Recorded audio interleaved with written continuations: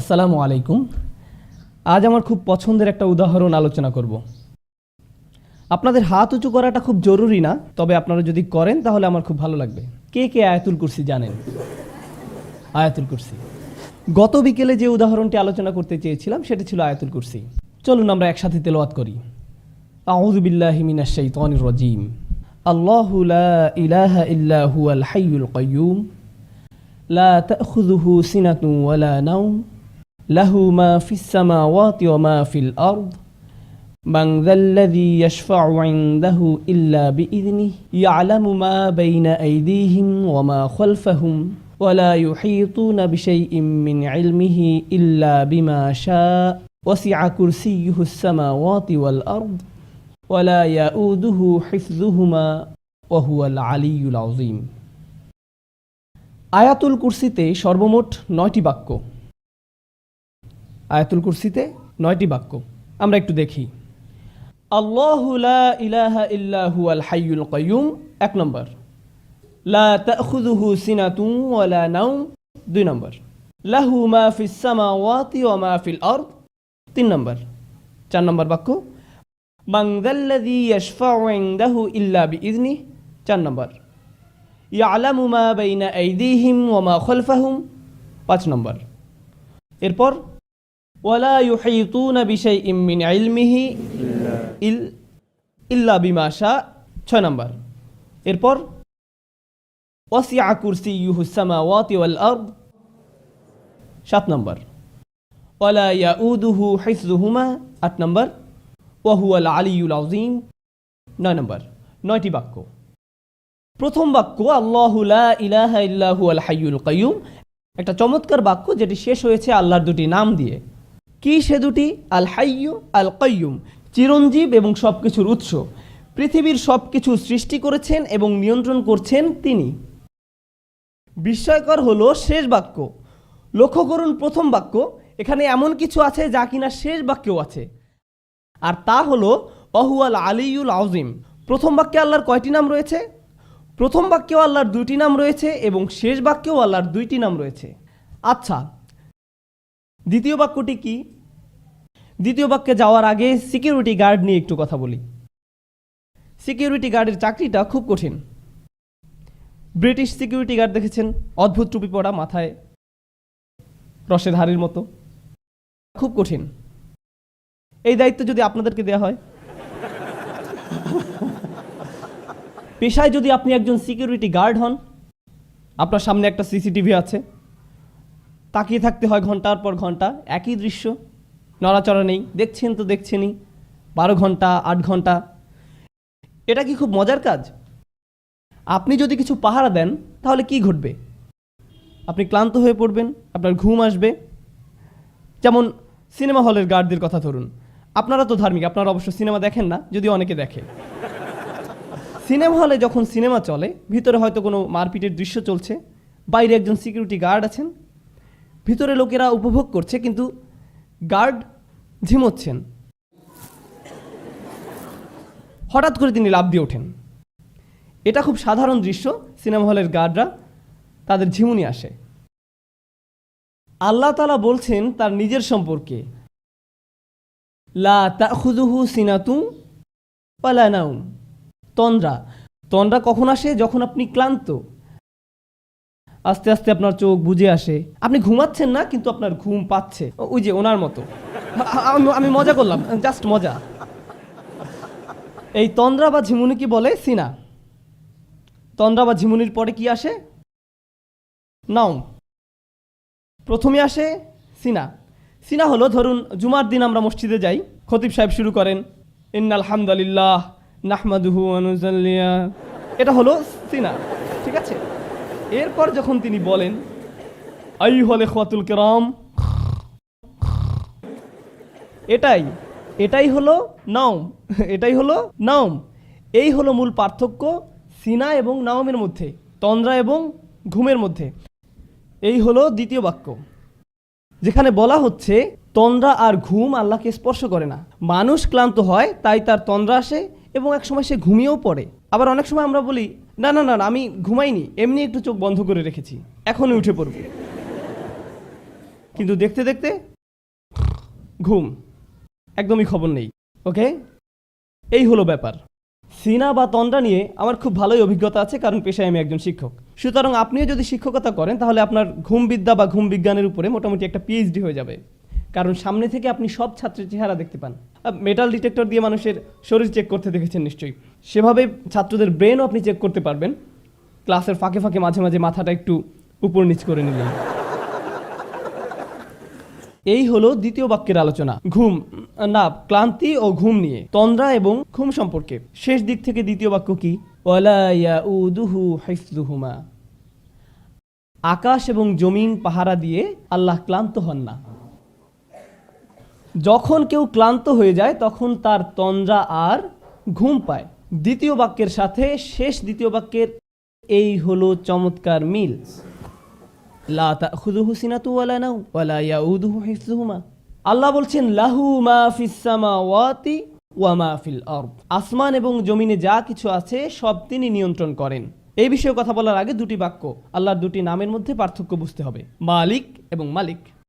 আল্লাহর দুটি নাম মালিক ও মালিক, দুটি শব্দের মধ্যে পার্থক্য ধরতে পারলে আয়াতটা বুঝতে সহজ হবে, এই জন্যই বলা। মালিক শব্দের অর্থ অধিকারী, মালিক অর্থ অধিকারী, আর মালিক শব্দের অর্থ আগে একবার বলেছিলাম, মালিক অর্থ রাজা। রাজা আর অধিকারীর মধ্যে কোনো পার্থক্য আছে? আছে। আপনি আপনার কলমের মালিক, কিন্তু আপনি বলেন না যে আমি এই কলমের মহান রাজা। আপনি এমনটা করেন না, কারণ আপনি জানেন এটা একটি হাস্যকর কথা। বুঝতে পেরেছেন? মালিক হয় ছোট জিনিসের, আপনি হতে পারেন গাড়ির মালিক, কম্পিউটারের মালিক, মোবাইলের মালিক, কিন্তু আপনি এর রাজা নন। রাজত্ব শব্দ ব্যবহার হয় বড় কিছু বোঝাতে। এখানে আরেকটা সমস্যা, মালিকানা, মালিকানা ব্যবহার হয় সম্পত্তির ক্ষেত্রে, এর ব্যবহার সম্পত্তির ক্ষেত্রে, কিন্তু রাজত্ব এমন নয়। আপনারা জানেন রাজা একখণ্ড জমি বা একটা গাছের উপর রাজা নন, তিনি একটি ভূখণ্ডের বসবাসকারী মানুষের রাজা। রাজত্ব একটা দেশের মানুষকে নিয়ন্ত্রণ করার জন্য, আর মালিকানা ব্যবহৃত হয় সম্পদের জন্য, দুইটা ভিন্ন জিনিস। এখন আল্লাহ বলছেন লাহু মা ফিস সামাওয়াতি ওয়া মা ফিল আরদ, আকাশ জমিনে যা কিছু আছে সব কিছুর মালিক তিনি। এখানে কিসের কথা বলা হয়েছে? মালিকানার কথা। এই বাক্যটা মালিকানা সম্পর্কিত, আর মালিকানা হয় ছোট জিনিসের, তার মানে প্রত্যেকটা ক্ষুদ্র জিনিসের মালিক আল্লাহ। ওকে, শেষ দিকের 3 নম্বর বাক্যটি কি কারো মনে আছে? ওয়াসিআ কুরসিয়ুহুস সামাওয়াতি ওয়াল আরদ, তার রাজত্ব কর্তৃত্ব আসমান জমিনের সব জায়গায়। যেখানে আল্লাহ বলছেন তার রাজত্ব সম্পর্কে, তার কর্তৃত্ব সম্পর্কে, একদিক থেকে আল্লাহ সবকিছুর মালিক, আবার সবকিছুর রাজা, সবকিছুই তার নিয়ন্ত্রণে। মানুষ হয়তো শুধু কিছুর মালিক কিন্তু রাজা নয়, আবার হয়তো রাজা কিন্তু সকল কিছুর মালিক নয়। যেমন এখনো অনেক দেশে রাজতন্ত্র বা রাজা এই ব্যাপারগুলো আছে। ধরুন আপনি একটি দ্বীপের রাজা, তার মানে কি আপনি দ্বীপের সবকিছুর মালিক?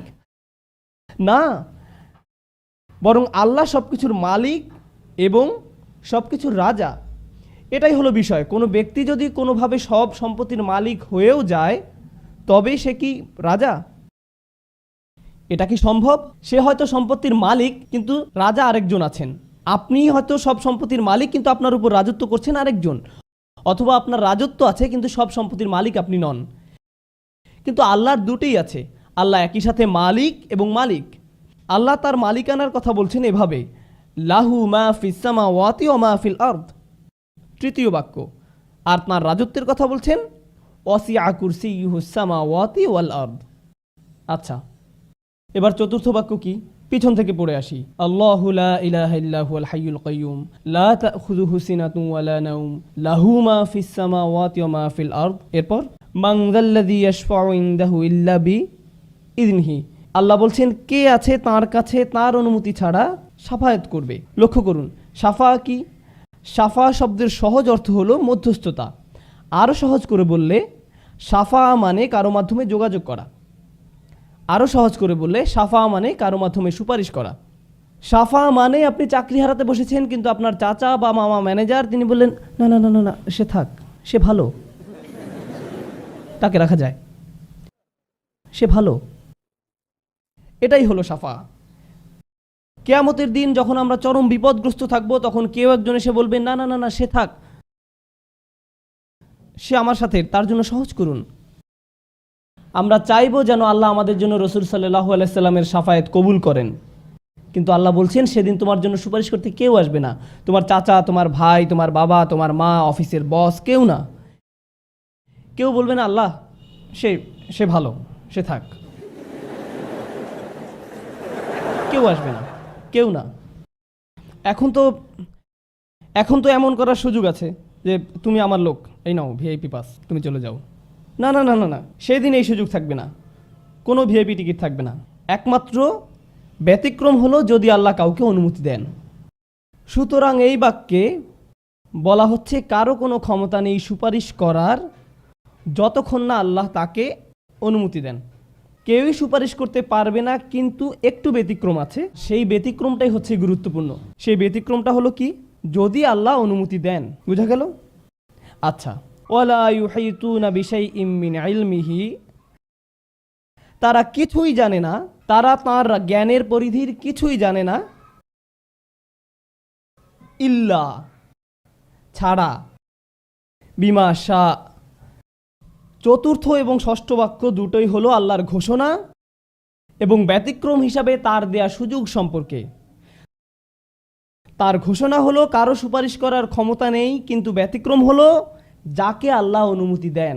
তাদের কোনো জ্ঞান নেই, কিন্তু ব্যতিক্রম হলো যাকে তিনি জ্ঞান দিতে চান সে। অন্যথায় তারা কিছুই জানে না। ওয়ালা ইউহিতুনা বিশাইইম মিন ইলমিহি ইল্লা বিমা শা। চতুর্থ আর ষষ্ঠ বাক্যের এই হলো চমৎকার মিল। প্রথম আর নবম বাক্য, দ্বিতীয় আর অষ্টম, তৃতীয় আর সপ্তম, চতুর্থ আর ষষ্ঠ। কি বাকি আছে? মধ্যের বাক্য। তিনি বলছেন ইয়ালামু মা বাইনা আইদিহিম ওয়া মা খালফাহুম। তিনি বলছেন তিনি মানুষের সামনে এবং পেছনে যা আছে সব জানেন। তিনি জানেন আয়াতের পেছনে যা ছিল এবং সামনে যা আছে। তিনি আয়াতের মাঝখানে এই বাক্যটা দিলেন আর বলছেন সামনে পেছনে যা আছে আমি জানি। কে এভাবে বলতে পারেন? কে পারেন? সুবহানাল্লাহ। এভাবেই আল্লাহ তার কথা বলেন, এভাবেই আল্লাহ তার বক্তব্য তুলে ধরেছেন। কেন আমরা বুঝতে পারি না? সমস্যাটা কোথায়? কারণ আমরা কোরআনকে একটা সাধারণ বইয়ের মতো পড়ে যাই, আমরা একটা সাধারণ লেখার মতো পড়ে যাই। আমরা গণনা করি 1 2 3 4 5 6 7 8 9। সাহাবায়ে কেরামরা কি এমনটা করেছেন? নাকি রাসূল সাল্লাল্লাহু আলাইহি ওয়াসাল্লাম তাদেরকে বলেছেন লক্ষ্য করো বাক্য নম্বর 1, বাক্য নম্বর 9, 2 নম্বর আর 8 নম্বর, 3 নম্বর আর 7 নম্বর? না, কারণ তিনি শুধু কোরআন বলে গেছেন, বক্তব্যের মতো তিনি শুধু কোরআন বলে গেছেন। আজ আমরা এটা দেখতে পাই যখন সাহাবায়ে কেরামরা এটা লিখে গেছেন। কোরআন সকল বক্তব্যের চেয়ে সম্পূর্ণ নির্ভুল, এমনকি এটা বক্তব্য হওয়া সত্ত্বেও। আর কখন ভুল হওয়ার সম্ভাবনা বেশি থাকে? কিছু লিখলে না বললে। একবার কিছু লিখে ফেললে আর সেটা ফেরানোর উপায় নেই। যেমন ইউটিউবে একবার কিছু আপ করে ফেললে যা হয় আর কি। ধরুন যদি আপনি কাউকে একটা খারাপ মেইল লিখলেন, এরপর পাঠানোর আগে ভাবলেন এটা পাঠানো ঠিক হবে কি না, এরপর ঈদ মুবারক লিখে পাঠিয়ে দিলেন। একবার সেন্ড করে দিলে আর ফেরাতে পারবেন না। পাঠিয়ে দিলেন তো দিলেনই, এরপর আর পাল্টানোরও সুযোগ নেই বা ফেরানোরও কোনো সুযোগ নেই। আল্লাহ সুবহানাহু ওয়া তাআলা কোরআনকে লিখিত অবস্থায় নাজিল করেননি, তিনি এটা বক্তব্য আকারে নাজিল করেছেন। এটা বক্তব্য আকারে নাজিল করেছেন। আপনারা জানেন আমি ভাষাবিদদের সাথে কথা বলেছিলাম, অমুসলিম ভাষাবিদ। তারা এটা বিশ্বাস করতে অস্বীকার করেছে যে কোরআন বক্তব্য। তারা অস্বীকার করেছে, বলেছে অবশ্যই এটা লিখিত। আমি বললাম হ্যাঁ এটা লিখিত, তবে পৃথিবীতে না, এটা লাওহে মাহফুজে লিখিত আছে। কিন্তু রাসূলুল্লাহ সাল্লাল্লাহু আলাইহি সাল্লামের উপর নাজিল হয়েছে বক্তব্য আকারে। যেটা শুনবে সে বিশ্বাস করতে বাধ্য যে এটা মানুষের বক্তব্য হতে পারে না। বারাকাল্লাহু লি ওয়া লাকুম। আসসালামু আলাইকুম।